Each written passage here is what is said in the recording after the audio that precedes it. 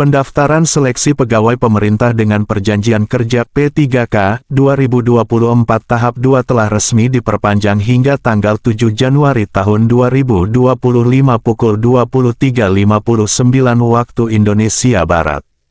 Informasi ini diumumkan oleh Badan Kepegawaian Negara (BKN) melalui akun resmi media sosial mereka pada tanggal 30 Desember tahun 2024.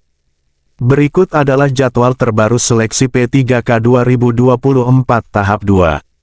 Pengumuman seleksi 1-30 November tahun 2024. Pendaftaran seleksi tanggal 17 November tanggal 7 Januari tahun 2025. Pengumuman hasil seleksi administrasi 8-10 Januari tahun 2025. Masa sanggah 11-13 Januari tahun 2025.